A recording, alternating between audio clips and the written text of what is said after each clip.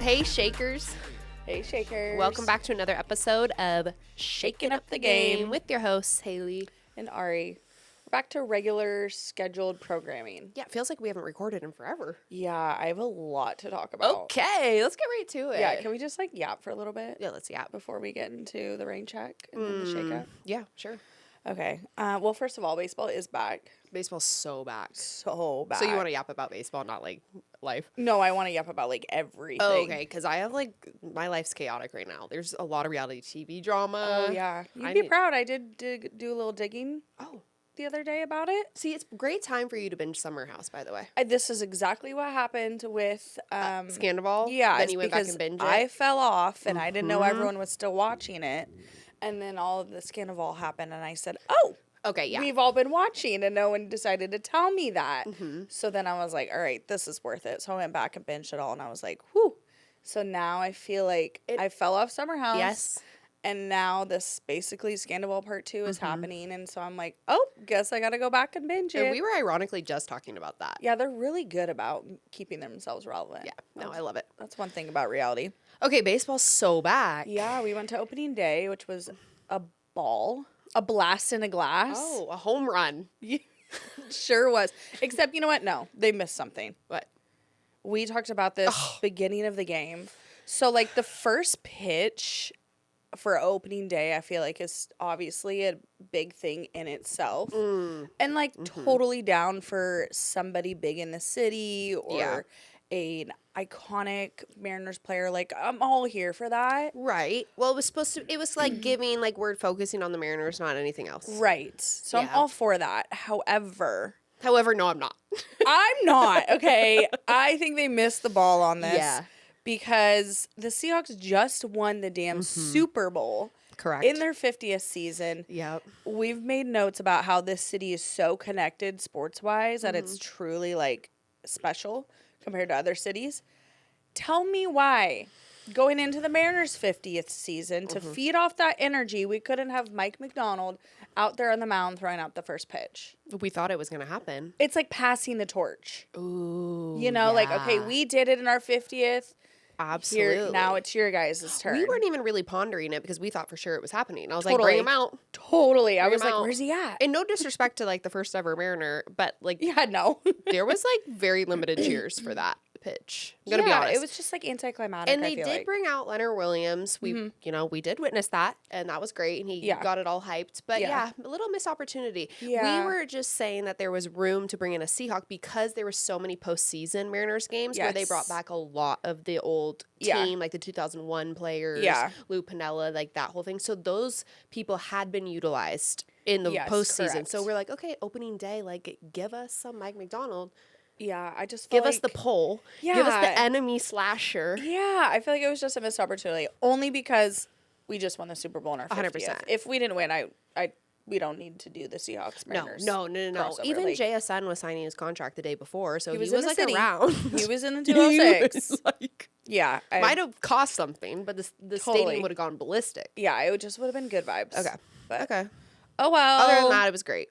Oh well, if marketing team wants to, shoot me a message. I've got some other ideas, but we'll just. We'll keep our fire ideas for. I digress.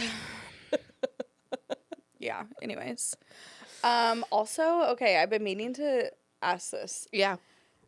Okay. What is up with that plane being built in between two buildings in Seattle? Oh, I'm not really sure. Is that an ode to Boeing? Is it not giving 9/11? That's dark. This is also a dark time because I saw a post yesterday that we were about to get bombed in Seattle. Oh, specifically Boeing. Okay, cool. I told my dad not to go to work today. Oh. Did he listen? Yeah. Oh.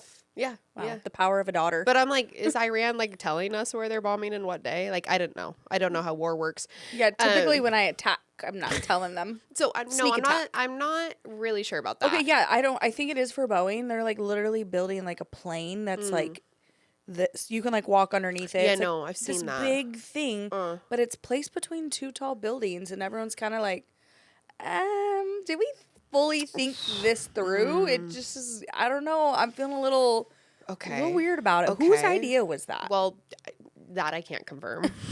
that item. I don't know. I just thought that was a little strange, and I've been wondering. That's your Seattle hot take of the week? I got a couple. Oh, well, we don't have like. No, we're getting kicked out today in the studio. Totally. So, not for good, guys. Don't worry. We're not going anywhere. Yeah. Hi. Did you see the light rail? Oh, saw the light rail. My favorite part about the light rail opening across I-90 is the people cheering. Like, there was like cheers. I know. It's cute. What was it? It was like, train on the lake. Train on the lake. Is that what they were saying? Yes, there was like a chant. Wait, I'm down for that. I know. I was like, wow, no one's been so happy to ride a light rail ever. Well, for one, like, Seattle's so behind the times with public transportation. Okay, but you know what's crazy about that? We still rank like in the top like 6. I don't get it. For public transportation. I'm like, where, when, why?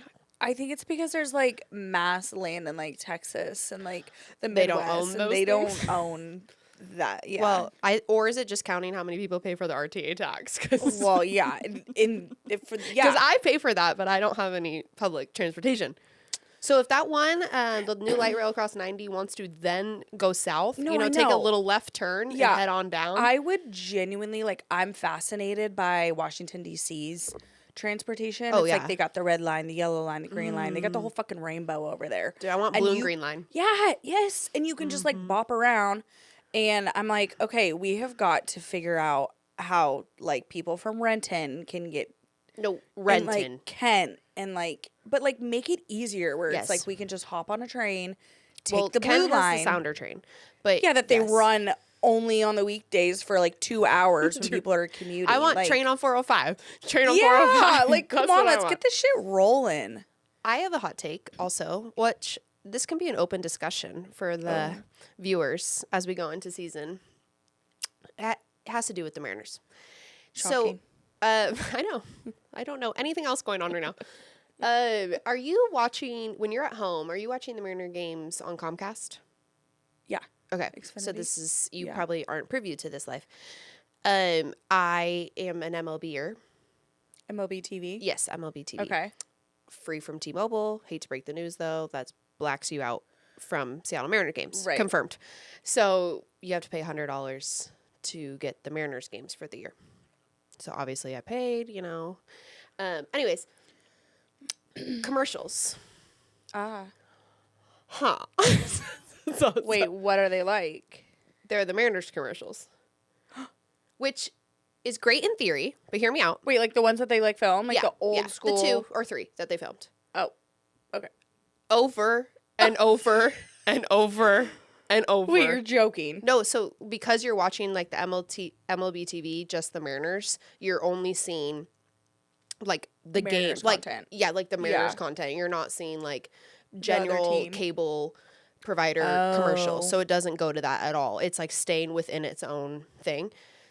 And I know other people, because there's been a lot of MLB TV talk, and so other people are experiencing this. But yes, like it'll do the Munoz commercial going into the thing, and the new bats one over. Literally those 2 to 3 the whole game. Those 2 and the Ball Holly one. Oh yeah, Bal Raleigh. For literally every commercial break the entire game. Oh no. Yeah. I love the Mariner commercials, but when you see them that much, it's like a bit much. Whose idea was that? I don't know. Like, honestly, so hot take, I would rather, unless you're going to sell commercial slots, like for whatever, but I don't know how that works with the licensing deal with MLB TV or whatever. Nobody understands anything about the licensing. I'm so over it. No, I rather you show me the field. Like, show me them warming up. Like, you know how YouTube TV does those, like... Oh, the spa? Yeah, they'll, like, do, like, a picture of, like, a rainforest and do, like, the music. Well, I'd rather them just keep it on the field and, like, show the players, like, warming up for the innings and, like, running out to their positions, because it is, like, really crazy. Like, those commercials that were once cool are, like, not cool anymore. Damn. Well, also, are and they confirmed gonna, by other family members as well. It's, like... Are they going to, like, film more? Because apparently they have a lot of slots to fill so many slots. We have, like, they've, did, like, 3? Dude, it's 3. Mm-hmm. I can recite them, I think. Jesus. Okay. Damn.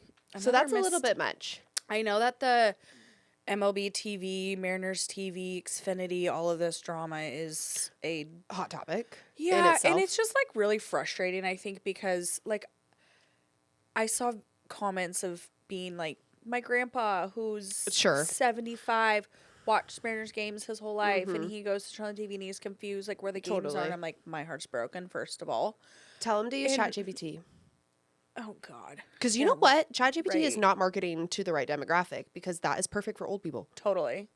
I think also, like, we're just so used to, I mean, at least I am, just turning on the TV and going to Root Sports. 100%, because you've had like, Comcast forever, yeah. And obviously Mariners TV is pretty much Root Sports, just rebranded. But the fact that even so, like, if you spend the money for MLB TV, what is the point? The whole blacking out your local team. I understand that it's the licensing with the local provider, but somebody's got to figure this shit out, because it's bullshit. It's literally insane that you would spend like $100 for like, for what? Yeah. What am I spending that for? For simply to watch Mariner games. And then it's like, you can't, but I can go watch a Mariners game like if I were living in Chicago. Okay, that's great. Well, if I lived in California, I could watch them for free. Yeah. Because I have T-Mobile, so I get it for free. Right. But you don't get your city. That is dumb as hell.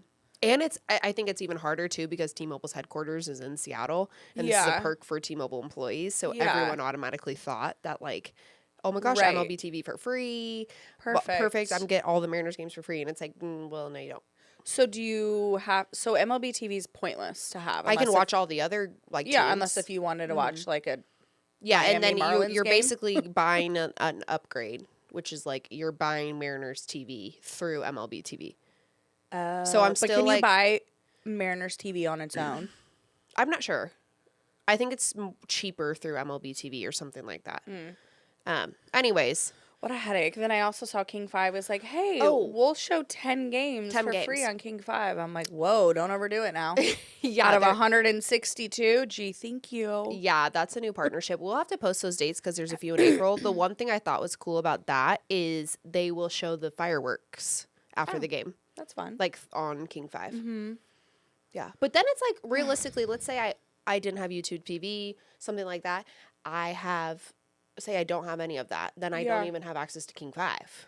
Correct. So, like, I could buy MLB TV, but if I don't have another cable option, like Comcast or any of that anyways, then I would have to... You have to have, like, 5 streaming platforms. Absolutely. Especially opening weekend, that was diabolical.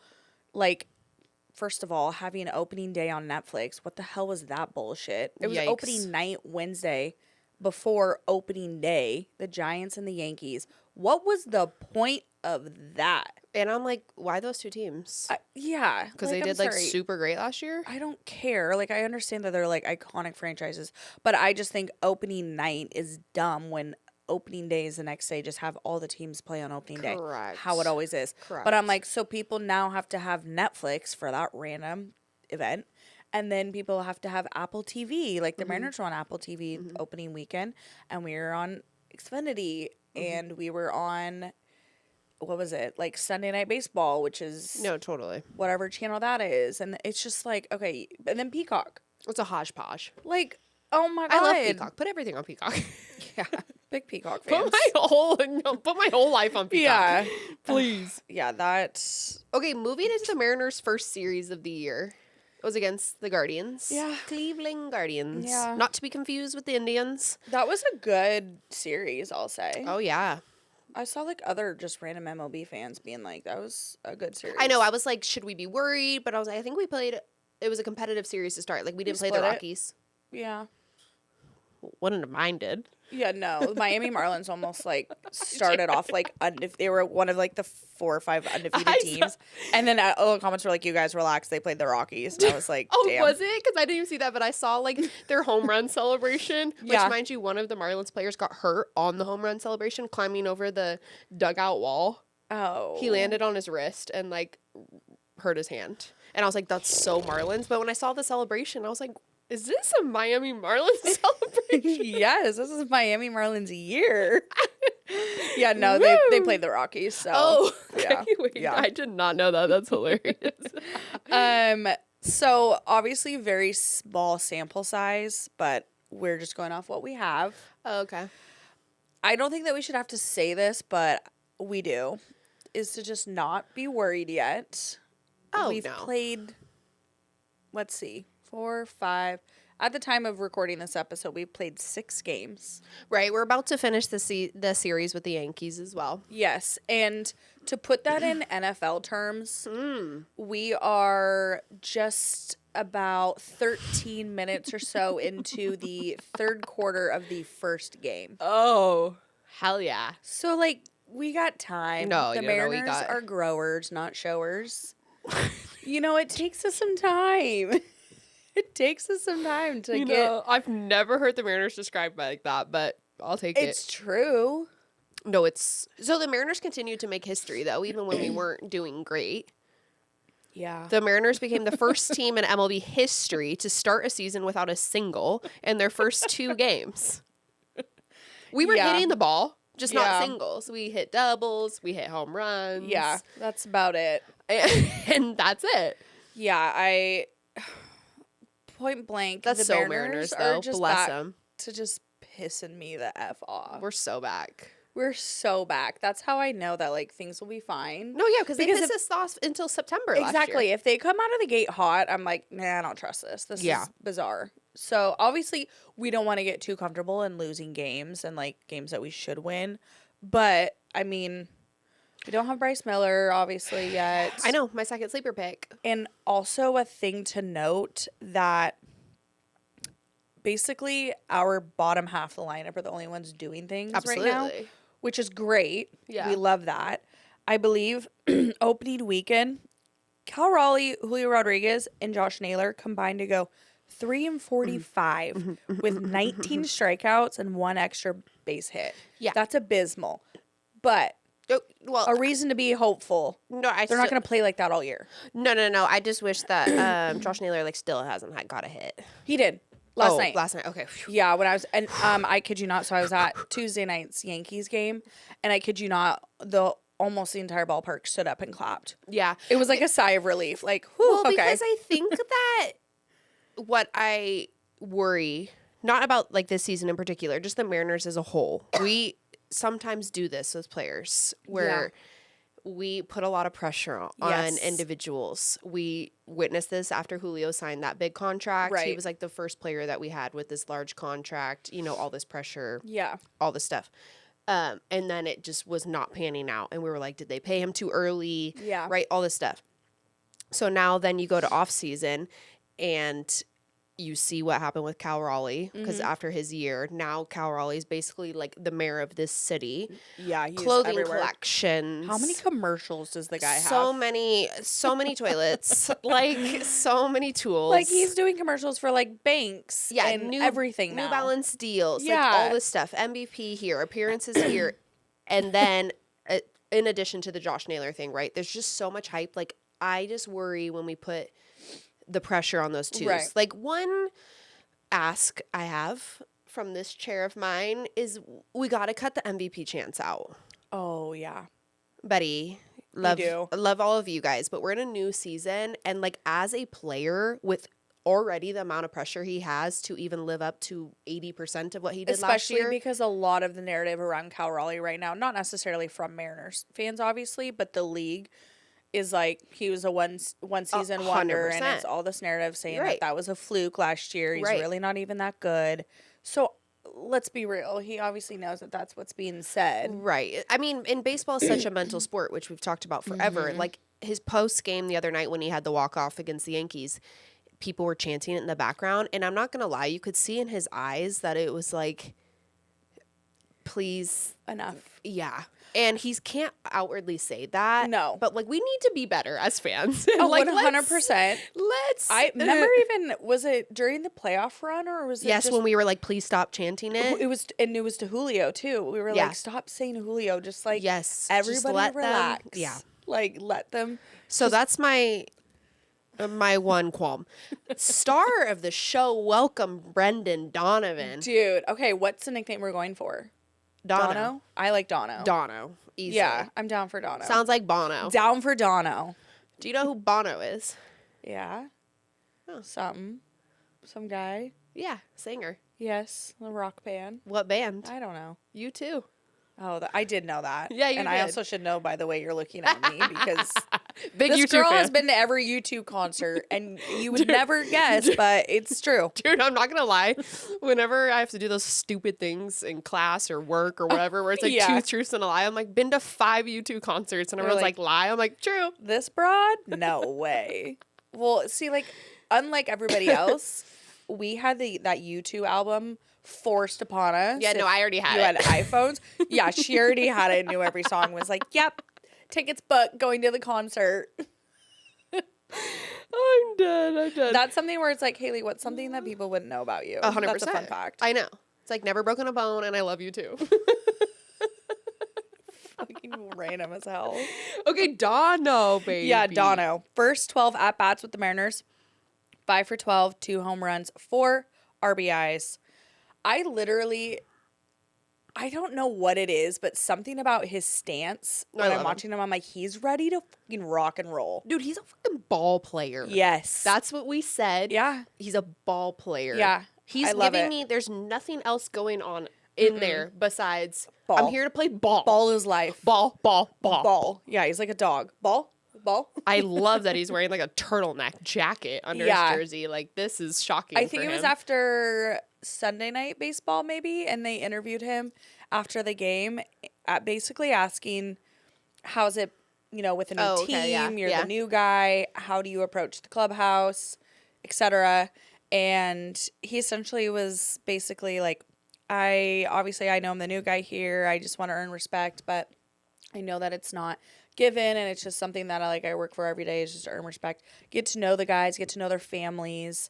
Yeah, it was like a very wholesome answer, and it was just like, I'm here, I know I kind of have a lot to prove, but I'm here to just play baseball. No, he's ball. Do what I love and just earn the respect from the guys just each day at a time. And I was like, yeah, he sounded like that in spring training too. Yeah, great guy. Just seems like happy to be here. A good league vet. That's who you go play for. I mean, he hit a home run first at bat at opening day. First in Mariners history. Yeah. Leadoff home run. It's like, oh, that's what you pay for. He currently is leading the team with a .429 batting average and a .538 on base percentage, and leading in hits with 9. So 3 categories. Yeah. So bottom half of the lineup, obviously Cole Young is starting off insanely hot. Shout out to your sleeper pick. Shout out to my brother. Yeah. Apparently people think you look alike. A lot of people do. Yeah, and then your real brother sitting at home like, huh? Yeah, well, he's pointless. He's not on the field. Too bad Cole Young's like 22. Yeah, no, that the math wouldn't work. Large age gap. I mean, no, my dad's 20 years younger than my aunt. That is true. My dad was an accident for sure. No, yeah. Whoopsies. Yeah, we know. Oh, I know. I look at him. I'm like, Damn, Dad catching strays sorry, Dad, today. Love you. Luke Raley, my sleeper pick. I believe he's leading the team in home runs and RBIs. Yeah. No, he is. He's leading the team in home runs with, how many does he have? I think he have 3. He's leading with the team with home runs with 3 and RBIs with 6. So your team leader right now are Brendan Donovan and Luke Raley. Yeah. Excuse me. Great pick, Ari. Great pick. And Cole Young's having a great start. So a very interesting. Yeah. Another person that shocked everyone, Emerson Hancock. Phenomenal start. Another pick, Ari. Fire. Yeah. I'm not gonna lie, going into the season kind of being like, so this is our 5th guy, huh? In the rotation? Well, and slotted up earlier because of Bryce Miller being on the IR, but he became the first pitcher in MLB history to toss 5+ innings hitless on Cy Young's birthday. I know, isn't that a fun fact? Yeah. Yeah. He also, which this is just a play on the words, Cole Young. Cy Young. Yeah. And he got the final out of Hancock's outing. It was a grand ball with Cole Young. So I was like, go Youngs. No, young. We're all young. Cole Young's young. He's 22. He's young. No, he really is. No, I know. It's alarming. Also, only 2 pitchers in Mariners history have recorded outings of 6+ innings with 0 hits and 9 strikeouts. Emerson Hancock and Felix effing Hernandez in his perfect game. Hi, Emerson and Felix. Huh? Who predicted that before season besides Ari? Yeah. I'm obviously having high hopes, and I thought he'd do good because I just feel like these guys who don't haven't been paid yet. They haven't solidified themselves in the starting rotation or the roster. Right. I just feel like they just play with a little more. Well, that, and I think it's to our earlier point about the pressure. Yeah. Like, you're not you're not anticipated to be that guy. Yeah. Like, that's not, and so you're just going to quietly fly under the radar. Yeah. That's where you're seeing a Luke Raley. That's where you're seeing a Cole Young. Right. Like, you're playing.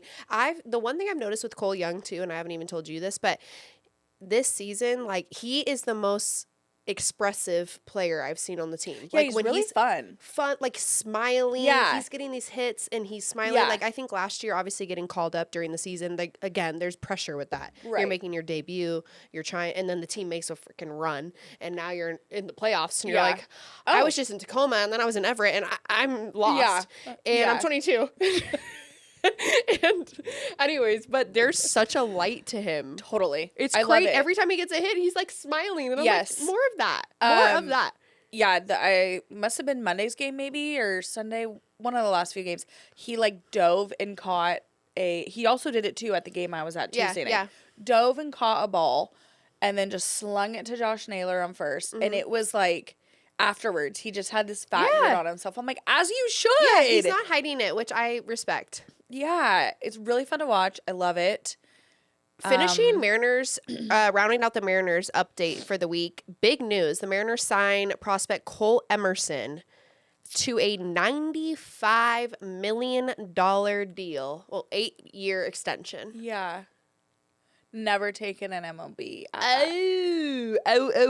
So let's chat about this for a second. This is the largest MLB contract ever for a player with 0 MLB at-bats. He did have a great he's doing spring training. Yeah, he's so doing they good. anticipate him coming up within the year, which I don't mind. Again, let's not rush it. No need to rush it. No. Just stay down there. Shortstop, which is also funny because if you remember, the Mariners tried to give Jared Kelenic a similar deal, which he turned down. Yep. And then he was traded to the Braves. Yep. And then now, don't forget the kicking the ice bucket or whatever and bruising his or breaking his foot and was out for a couple weeks. No, we're not forgetting that. And then we're not forgetting that Jared Kelenic didn't even make a roster this year. Correct. He's still at camp, pretty sure. Yeah. I don't. Woof. Yeah. That downfall was something. And ironically, my boyfriend is a Braves fan, and I remember a couple days ago, actually, before when I saw the thing that he didn't even make a roster anywhere, and I was like, "Damn, what the hell?" And I asked him, I was like, "I can't believe y'all had Jared Kelenic too. Did you like him?" And he goes, "Who?" I go, "Okay." Yeah, no. He was like, "Oh, unaware." He was fine when he was with us, and I was like, "Not fine enough to keep him." Right. I was like, "He's not even on a roster right now." Right. Great financial deal for the Mariners to get this done early. Because if you wait longer, he comes up, you're going to owe him more money. So again, this is... Yeah, it's essentially like, I mean, hoping that he pans out to what they're expecting. It's like paying him like $12 million a year. If they wait too long and then he ends up being a phenomenal player, then you're looking at like 30 a year. Yeah. So either you bite the bullet and you get a cheaper deal and you luck out, or you're only forging... Dude, it's such a play out of Schneider's playbook. I know. I'm loving it. We're good with our finances. I mean, this also, too, like, goes to show that the Mariners, they're looking at shortstop position. JP Crawford so let's talk about this. Coming towards the end. He's also in Tacoma right now, rehabbing an injury. Yeah, but I think he has this season left on his contract. Yeah. Maybe next, but I think it's through the 2026. Which, so... as soon as fans see this signing where you sign a shortstop prospect, you're kind of assuming that JP's career in Seattle is going to come to an end. Yeah, correct.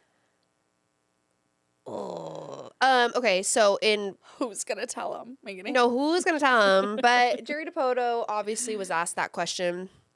He assured everyone that JP will remain the shortstop in 2026 and suggested that if Emerson Hancock. Just kidding. Dude, Cole I keep Emerson doing that. Yeah. Comes up this year, which he will. I mean, there's 162 games. If he comes up this year, he will predominantly play third, and Brendan Donovan would move into a utility role.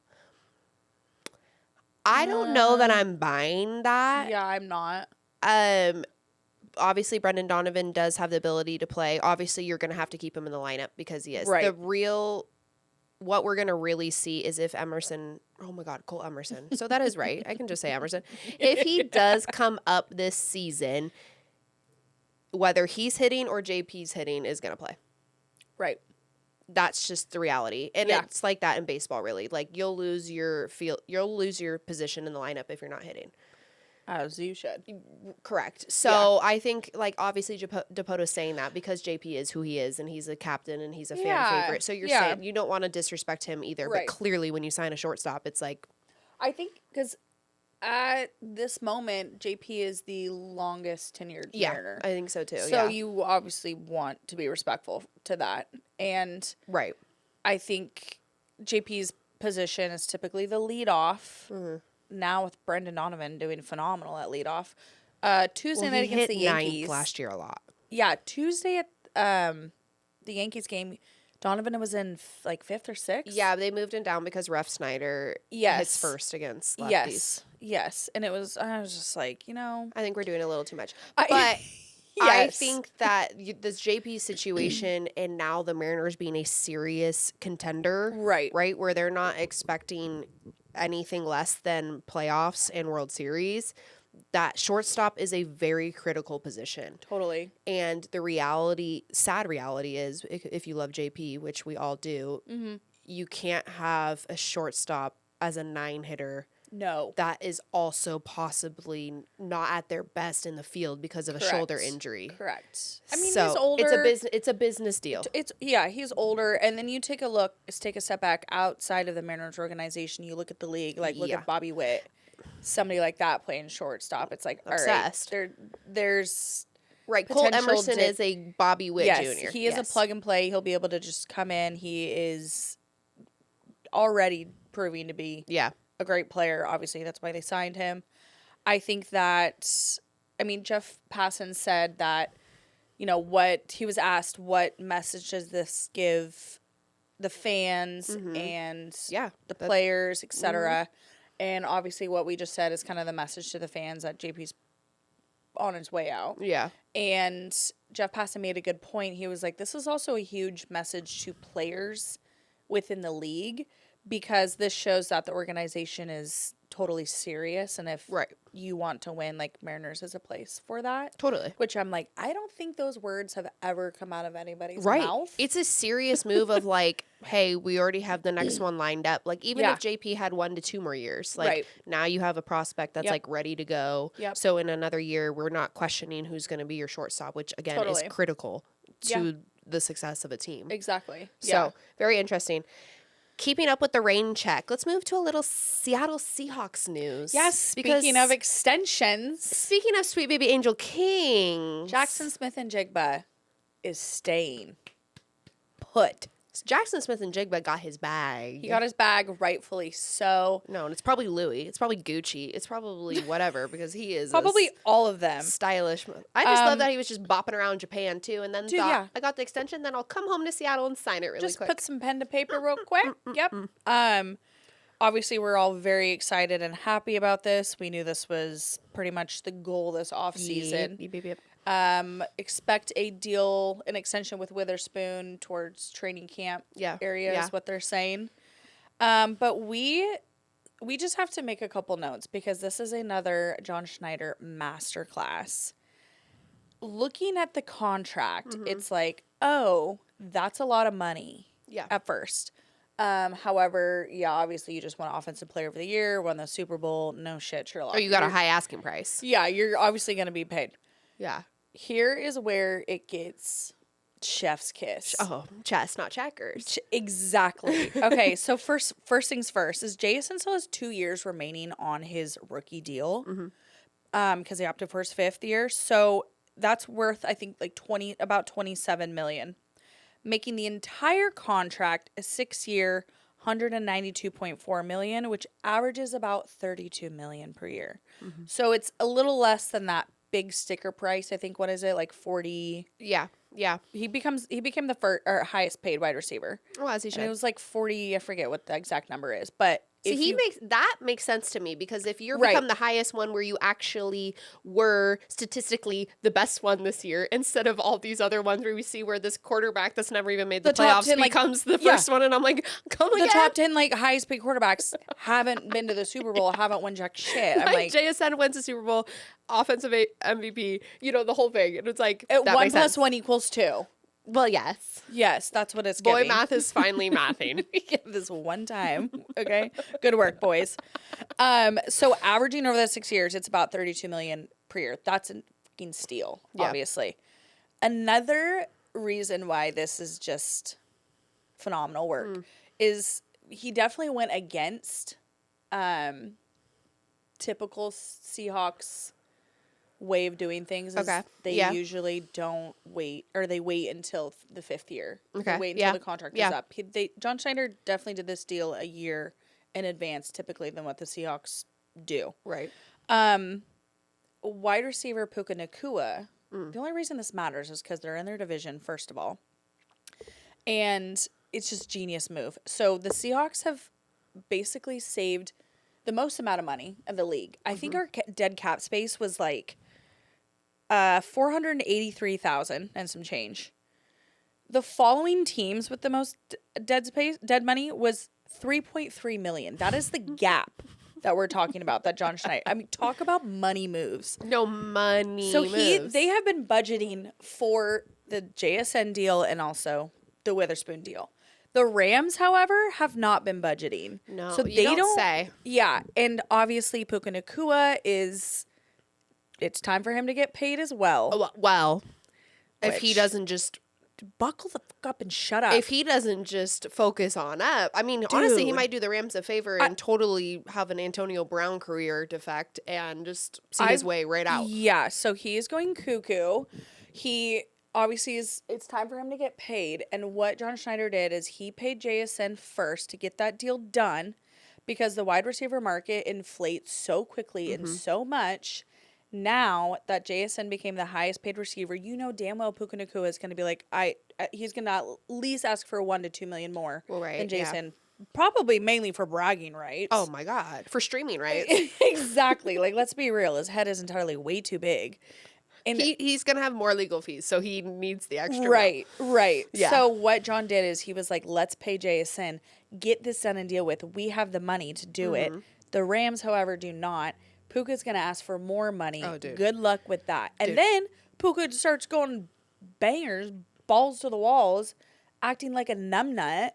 I'm sorry, but Ari and I have called this for legitimately the whole duration of this podcast, which is 2 years, that he is a weird dude. And people were like, what are you talking about? Blah, blah, blah. I'm like, he has been suspect from rookie season. He just now has a little more tension. Basically, if the Rams do not win the Super Bowl this year, they're pretty much screwed. You're going to see a 49er decline post 100%. Because they're going to have to, Matt Stafford will probably be done. Yes. And he would need more money if he wasn't. And then Puka needs money. Everyone else will need money. They have to win this year. 100%. Which they're not going to. Yeah, no, they're not going to, because we're going to do it in their home field. Hello. Another big news for the Seattle Seahawks. The Seahawks will be featured on this year's Hard Knocks. Yeah, dude. I'm okay with it. Yeah. I think I'm okay with it just because we have Mike McDonald. Yeah. And, like, our ownership group. I don't think we're the same as other organizations and, like, how we run everything, what that, and like, you know what I mean? Like, if you... Compared to, like, the Cowboys, who they want to be on the show solely just for attention. Correct. And the drama and to be relevant, etc. We don't care about that shit. That starts at the top. Right. So I'm comfortable with it because we already have such a... Totally. You know what I mean? Like, solid way about our culture, everything like that. Like, I don't think Mike McDonald will allow Hard Knocks to be any sort of a distraction. I don't think so either. Like, business as usual. I quite literally had the exact same thought, shockingly enough. Oh. Because a lot of people are saying, well, teams that go on Hard Knocks typically... Yeah. Somebody gets hurt or they don't do well the next year. It's a failure. No, totally. It's a curse. It's a jinx, yada, yada, yada. But just like we said last year, going into those games where we should win, but the Seahawks will somehow manage to lose them, I didn't feel that last year because I was like, I trust Mike McDonald. He's not with the bullshit. The same kind of sentiment I feel like going into Hard Knocks is like, first of all, thank you for giving us some goddamn attention for once. All we had to do was win the goddamn Super Bowl. That's all we had to do. Just this little thing called the Super Bowl. Phenomenal season. Yeah. Win the Super Bowl. And then they're like, oh, you know what? Let's put the country on the Seattle Seahawks. You know, hi, we do exist. It will be in August. It'll be surrounded around training camp. So I think that's fun. Dude, wait until the country is put on to what the VMAC looks like. I had that same And that's where I'm okay with it. I'm like, you should see how phenomenal this is. Because I'm excited for us selfishly. So that means when we go to training camp, like Hard Knocks is going to be there. Oh, I didn't think about that. Hello. Airtime. They're like, you will be asked to be off the premises. Yeah, they're like, sorry. Yeah, I'm okay with it. Also, did you see that they're renovating the VMAC? What else is there to do? Dude, they're like adding on like another whole portion of it. Could be a rumor, but I don't think so. Which makes sense because there is like some land to the south side of it. Yeah, I don't know. Projections, I saw that they're adding on another whole wing of it. Interesting, and I am excited for that to be shown on Hard Knocks because when I watch Hard Knocks, I look at like the facilities that they're at in the practice fields, and I think it was like, dude, it was Green Bay. Yeah, that's what it was. I was like, yuck. Are you at a high school? Dude, there was chain link fences. Yes. And then it was like auto body shops in this dusty roads. Yes. And I'm like, baby, we on like Washington. Oh, baby, in the ghetto. Dude, we have boats going by practice with their little binoculars watching practice. You can watch practice from a boat. As a player, you can literally fly. Jimmy Graham did this. Yeah, Jimmy Graham has flown to a Seahawks practice, driven his boat to a Seahawks practice, and a car. Land, so put on sea, to Seattle.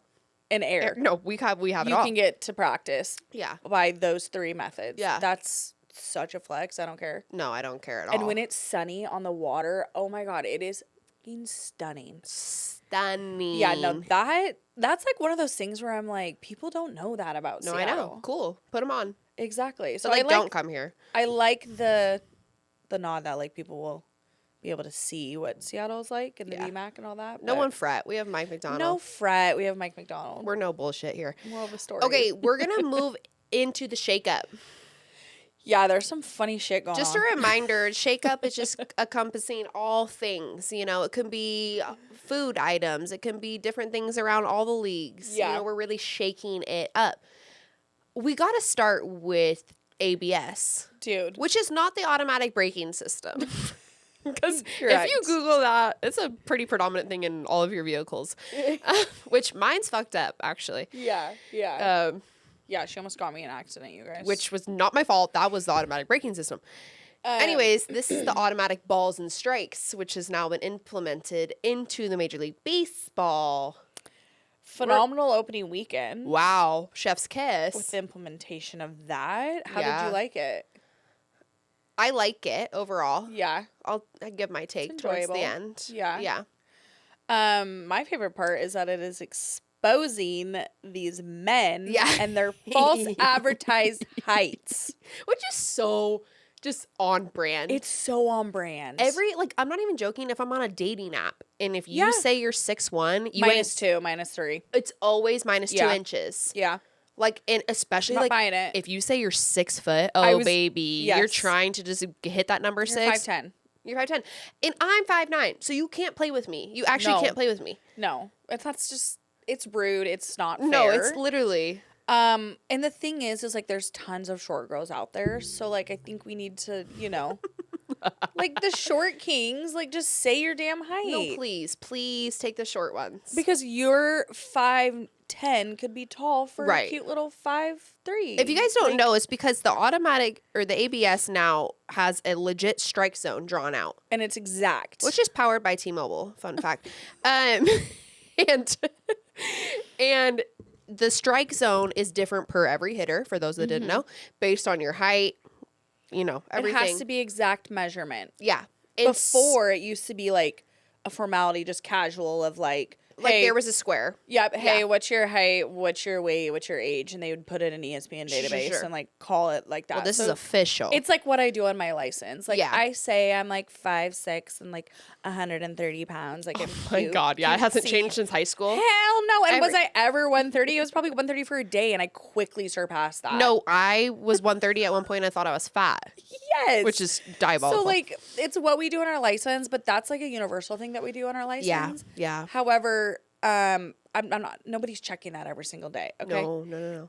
So now it's funny because now they're having to go back in to all of these databases and correct these guys' heights. To create the accurate strike zone? Because they have to have the exact measurements. Men lie? I know. Shocking. Dude, men lie? Okay. It's a significant amount. For example, Gavin Lux, he was listed as 6'2" last year. He is now listed as 5'11". Connor Wong. Baby, that's, what are we looking at, 3? I always give you guys 2. No, but, I know. Wow. Connor Wong last year was listed as 6'1". He is now listed as 5'10". Okay. Austin Riley was 6'3". Now he's listed as 6'1". Why do we have to be excessive with 6'3"? It's only important if you're 6'5" and above. Yeah. If not, like, being 6 foot is fine. Like, we don't need to be. Bo Naylor, Josh Naylor's brother, which did he get a kick out of this? Because he was listed as 6 foot, which we know is never true. 5'9". You know, Josh was like, "You little punk." No, you're such a punk. Also, speaking of Naylor, I just had this conversation the other day. The TV does not do Josh Naylor justice. No, there's something about the uniform that makes him look larger. It's the way that he wears the damn pants. Yeah, I'm gonna promise you guys. Like, we've even been to practice. Like, Josh Naylor does not look that big in person. No, he's low-key a beautiful man. Yeah, and like not like overweight, but there's something about the white Mariners jersey because he wears it like super baggy. It's like I was analyzing genuinely this. The TV adds 10 pounds. They always say that, right? Yeah. Yeah, so when you guys watch this video, by the way, it adds 10 pounds. It adds 10 pounds. I've been meaning to tell you guys. So does cameras. I've been meaning to remind you guys. Forgot. We should put a disclaimer in the beginning. So other than height, it's really exposing umpires. Yeah. Yeah. I have a few thoughts on that. Well, I mean, some are just really bad.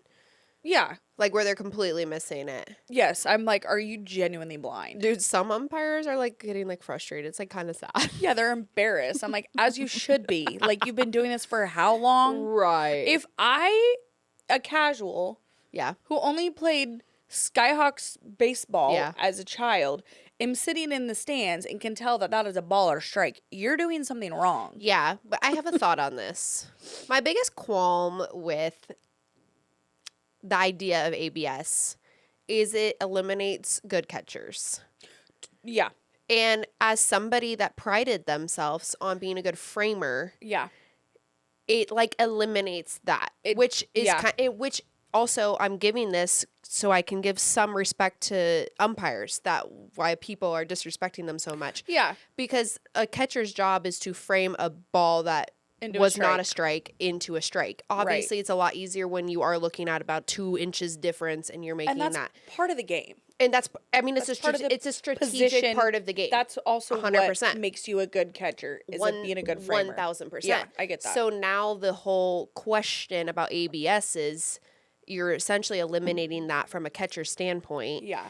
And are you going to get to a point where you can put anyone behind there? Right. In the specific situation we had the other night where Mitch Garver was catching, there was one pitch that the umpire was a low pitch that he kept calling it a strike or a strike, and it was a ball. And he was obviously calling it a strike because Mitch Garver was framing that one pitch so well. Like, you know, and it was close enough. And that's why he kept getting so frustrated, because the batters would do it every time. Yes. And everyone's Sunday? Yeah, it was like when that. When the Yankees had that it was when Mitch Garver caught. Was it the fourth? Yeah, I think it was the 4th inning. The Yankees had 4 or 5 challenges. And it was on the same exact pitch. And so at that point, as the Yankees, you're going to automatically like tap for that pitch, because you know the catcher is framing it and fooling the umpire. And also another thing too to add on to that is that the umpires are going off the rule books. Yeah. That they've known yes. forever. Yes. And now the rule book doesn't necessarily apply to the ABS system. It's a different zone. Exactly. So they're also going off of the standard strike zone. And I will say, like, I think that the ball having to touch the strike zone by a centimeter is not my favorite thing. Yeah. Like, I've always had this rule of thumb, which I'm sure most umpires do, where, like, if you can get a ball half in the strike zone, like, if half the ball is within the strike zone, then it could go, the call could go either way. Yep. That's always the general rule of thumb, like, you know, as a hitter or a catcher if you're framing it. So, like, for it to be a centimeter, like, as a pitcher or like a hitter, if that's called a strike, but it's this much ball, it's still not a strike. Yes. Like, that's where I'm a little like I would love that to be the majority of the ball is in the strike zone. I agree. Because was it opening day when we were at the game? And one of the calls got overturned by legitimately a centimeter. It is the same thing happened the Sunday night broadcast too as well. And I'm like, okay, we're getting a little too ticky-tacky with it. I think like, that's a little too... Yeah. I think... I don't know. I think that this is obviously going to take a while to, like, even out the wrinkles and everything. Yeah. But the players like it, obviously, because they have an opportunity to call...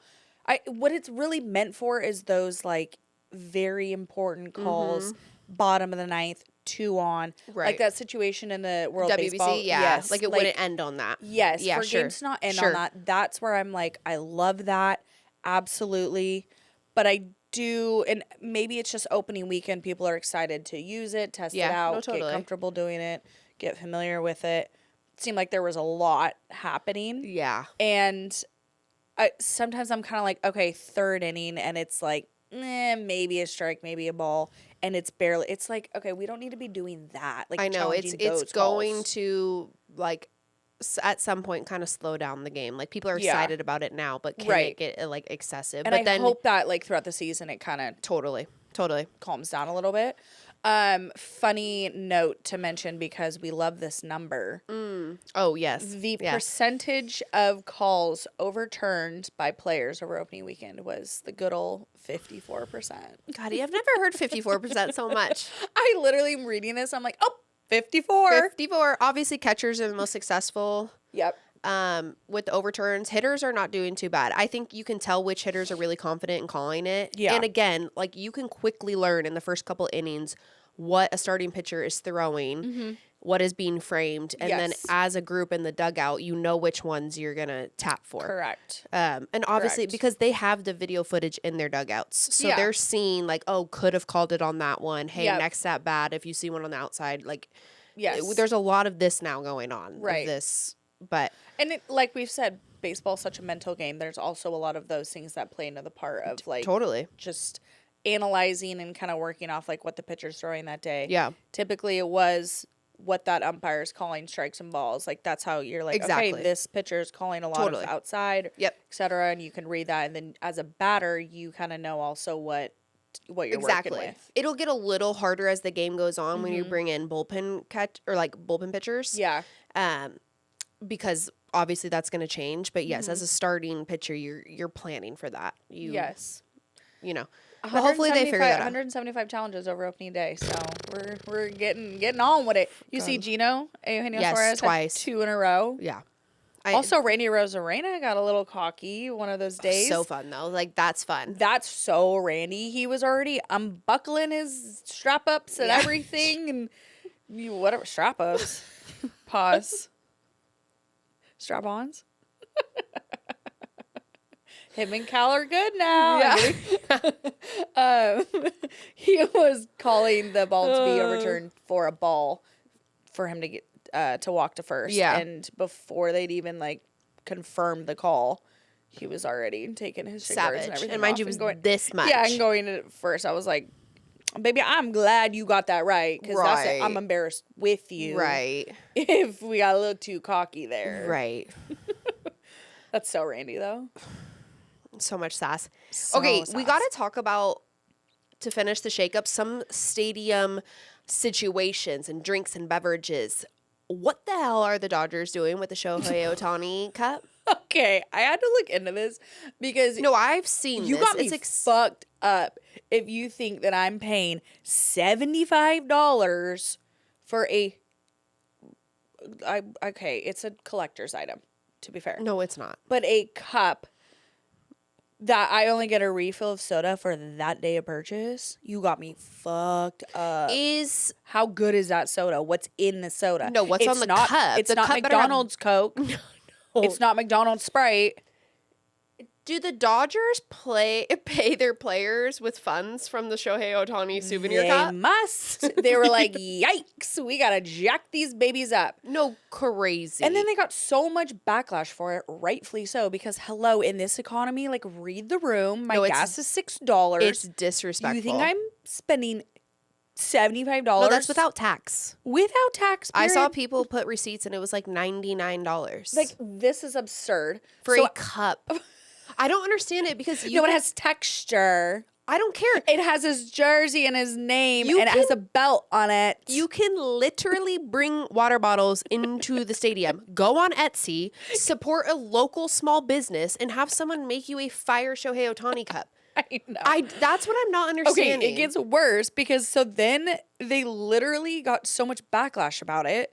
Oh, you don't say. So now it's listed a little discount. $69 without tax. So $6 difference, but now you can get season refills. Gee, thank you. Isn't that the point of a reusable cup? Bro. Yeah. It was how it was marketed was it was a limited edition Ohtani collectible. Obviously Ohtani collectibles are like fucking worth a lot right now. But I'm like, a cup? Dude. For a soda pop? Dude. Yeah. In comparison, the Mariners have Jersey Stadium cups as well, and they're sold for $17. Yeah, like max. That's the max amount. Unlimited refills. For the season. Yeah, bring it back to the next game. You're good. Yeah. Fill her on up. Yeah, you know, like how you do with reusable bags at the store, you reuse them. Cups at the stadium, you reuse them. Yeah. Yeah, the Dodgers are on one for that. No, the Dodgers are insane for that. I was going to say, because people are going insane for the Mariners souvenir items as well. Ooh, yeah. But we're not in the $75. Obviously, there's an insane frenzy over a ferry boat. The ferry boat was an $8 upcharge. $8. $8. That's really not This bad. cup is $100. Bro, you got me out of your mind. No, you got me fucked up. To put Shohei's name on. I'm not even joking. Like, it has texture. Okay. I'm going to call the Etsy girl, and she's going to put texture on it, too. The only difference is that, like, we don't have, like, player names on the cups, but, like, has anybody ever heard of a Sharpie? Bro, you live in LA.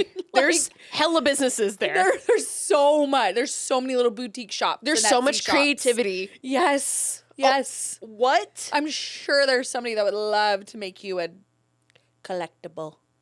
Yes, they would. For probably about $50. A collectible. I can make my own collectible. No, yeah, that was insane. And they're plain. It's going to be collectible. It's going to be available all season. Well, I don't think so, actually. I think it was a limited edition. But they sold out after, like, 2 days. I shit you not. By Sunday, they were going for, like, $250 plus on eBay. Well, so are the ferry boats. Y'all. And the get a grip. Touch grass. The bobbleheads are on eBay right now. Touch grass, y'all. Even Cal's New Balance when it rains it dumps hats are on eBay for like $800. They're not autographed. Like, but what? I did hear the ferry boats are also not going to last throughout the season. Did you see? Then they won't be like. There's not enough to be made until like 2032 or something. You know damn well that whoever's making these ferry boats, they're like, enough, we quit, we're done. But you know some other company will be like, you can't make them till 2032. I will. Yeah. Oh, okay. And they're gonna be a little remix. Yeah. It's gonna say like saddle. A hydroplane. Ooh. Speaking of hydroplanes, you see that they got a new one, a new color. Yeah. Sparkly silver. Ooh, silver. Yeah, it just won when I was at the game. Anyways, do you remember when like there used to be the yellow one, and every time Felix pitched, it was yellow, and no one could get that right? I still choose yellow. Yeah, for that reason. Like, King's Court, you guys, King's Court. Yes. Like they're open. It's an open note test, open book test. You guys, the answer's there. Scantron, select A. It is there. It's in your face. Yellow. If it's Felix's pitching, it's yellow. We're not making this harder than it needs to be. Oh my god. Speaking of next level stadium, just food and frenzies going on at the ballpark. Other than the Mariners' secret door. Okay. Oh, good God. We're over that. Okay? You guys. We're so over Everybody it. relax. Yeah. We're not telling you where the door is. Don't stop texting me. Also, well, can we just say, if you find it, you find it. If you don't, you don't. Yeah, and love you guys all, but I just want you to know that if you're looking for it in like the fourth or the whatever innings, like they cover it up. Yeah. Yeah, we're not lying. We it's saw there. a whole video getting mad at us about this where you're looking for it for 4 innings, but like you won't be able to find it. Like Correct. not that it's just not available, like it will be covered up. That's the point. It's a hidden door. It's a mystery. Yes, so when it's not available, like that door will be hidden. Correct. So then if you don't find it, you try again at the next game. Yeah. And everything will be fine. No, like, and the life will go on. Yeah, and the sun will still rise and the moon will set and exactly. like, life will go on. You will be okay. I promise you, it is just a $25 mystery cocktail. Super cool though. It is so fun. So fun. Yeah, so if you get there, make it fun. Get to the ballpark and try and find it. And if you don't find it, move on. You don't find it. Try again next time. Watch some baseball. Watch some goddamn baseball. No, next level food items. Mm-hmm. Okay, because we were so lucky enough to be at the food preview. Yeah. We can confidently say that T-Mobile Park has the best food. God, obviously. That's like, not even the realm of anything that you can get. The variety, the quality, top tier. I got some questions though for some of these ballparks and who the hell is in charge of these. Cincinnati, and I remember this was a thing, like, I don't know, when the Bengals were doing kind of good. I feel like I remember seeing this on TikTok that like Cincinnati, Ohio does like Skyline chili or something. Okay. It's like a big thing. You get like, okay, sure. I don't know. Well, they're now serving pizza with Skyline chili on top of the pizza.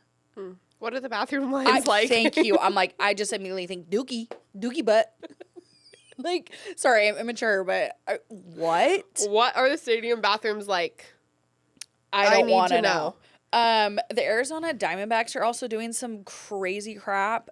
They've got a foot-long elote corn dog, which obviously is probably low-key kind of fire. Dude, fire. Yeah. But they also like have a 128-ounce bucket of nachos. So it Arizona. says, quote, to share, but like, it's America. It's America. Are we sharing anything? We don't like to share anything. So yeah, you can get especially not food bucket load of nachos. That they sounds also have good. some other like crazy sundaes that are like just too big to comprehend. I wouldn't mind going back there to watch a game. Totally. Yeah. Yeah. Did you hear that the Chicago Cubs? Do you know what they have? No. It's got to be like a churro or something if you're looking at me like that. Yeah. They have chicken and churros. Oh, so like instead of chicken waffles? Chicken and churros. Now you're speaking. Of course, Chicago would have that. I know. Chicago's with the shits. Love you. Well, not the shits. No. Cincinnati's with the shits. Miami, they've got the machete. It's a 2-foot-long stuffed quesadilla. 2 motherfucking feet long. Well, who does? The Miami. The Miami? The Miami. Oh, I was going to say, they have to have attractions to get people Marlins. into there. Oh, yeah. Okay. The Rockies. Well, they better be giving out food for free. I know. They've got to have the most elaborate, inviting things because why else are you going to a Rockies game? They should put, like, clubs in there. You know how, like, T-Mobile Park is, like, a club? But, like, that should become their social outing. If it's not already, I don't know. Yeah, but I think the ballpark's, like, nice. Yeah, totally. You're up in the mountains. Yeah, it's got to be gorgeous. Yeah, there's got to be some other reasons to go there other than baseball. Mm-hmm. But they have pizza donuts. I don't know about that one. Doing too much. Okay. They also have the Glizilla. Okay. A 2-foot, 1-pound hot dog topped with like a pasta salad situation. Well, why the pasta salad? I'm totally unsure. Why? Okay. It just seems we're not at a legit picnic. No, yeah. And then lastly, the 999 challenge. So like all over social media, I feel like last year it was pretty popular. Yeah. It was you finish 9 pints of beers, 9 hot dogs, and 9 innings. Yeah. So a couple of these ballparks, I think there's like 9 maybe or 6 that really were like, oh, let's market this. Do they sell it as like the case? Yes. I love that. Get this though. It's not a full pint of beer. It's not a full hot dog. They're mini hot dogs and they're mini beers. Kid you not, the 9 little mini beers is 1 pint. Oh. And they didn't I don't think they advertise it as that. So it's like a fake challenge. Yeah, and so I just saw all over TikTok that people were getting it and all excited, and then they were like, what's this? And they were like, we did it easily. What's everyone crying about? Yeah, pussies. Like, what? So, missed the ball on that. Shocking. I forget the price, too, but yeah, it's basically like one tall boy, maybe. Okay. And then little mini hot dogs. I'm like, oh my God, be a man. No, seriously. Do the big thing. Do the whole shebang. Don't, like, cut corners. Yeah. Don't cut the bases. I know. Just exactly. Period. Very on point. Yeah, so the Nationals, they've got a loaded foot-long dog topped with roasted peppers, crispy fried onions, butter pickle chips, fried potatoes, smoky bacon jam, chili, guacamole, pico de gallo, and cheese sauce. Tell me that's not so American. Just like how are we eating it, though? Just because we can doesn't mean we should. No. I mean, about many things in life. Yeah. Like, it's just so American. They're like, how's the most fattening, diabolical things that we can get people to the ballpark? Well, correct. But Seattle was like, no, we have barbecue up top in 300 levels. We have really good pizza. Exactly. Like, if you want barbecue, you have to walk for it. True. So you gotta walk for that mac and cheese. We balance it out. Yes. No.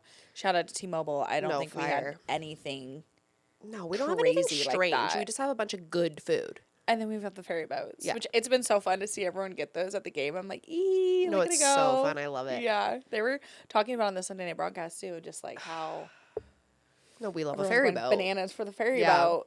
Yeah. So shout out to the ferry boat. Dude, seriously. Well, baseball is so back. We love it. Get out to a Mariners game. They're going on the road soon, so when they get back. We've got the Astros. I think the next... Yeah, we got to pack the park for that. Pack the park for them cheaters. Exactly. Also, that Friday night, April 10th of the Astros series is Ichiro replica statue night. First, I think 40 or 20. I think 40,000. 40,000 fans. Yeah. 20 of those, I want to say, are signed. It's like golden ticket. Yeah, no, I love that kind of vibe. Charlie and the Chocolate Factory. Yeah, absolutely. Just 20 of them randomly will be signed. Super cool though. So, yeah, I want to go to that. Yeah, no, for sure. Yeah. We definitely have to plan that out. Yes. Follow us for all things Mariners, all things Seattle sports. You can find us on TikTok, Instagram, YouTube. The whole shebang. Like, you might see us on the news. I don't know. Oh, like, yeah. Shout out to King 5. Thank you. Yeah, shout out to New Day Northwest. Hi. Yes. Love you guys. Yeah, thanks for tapping in for another episode. See you at T-Mobile Park. Ooh. XOXO. Shakers.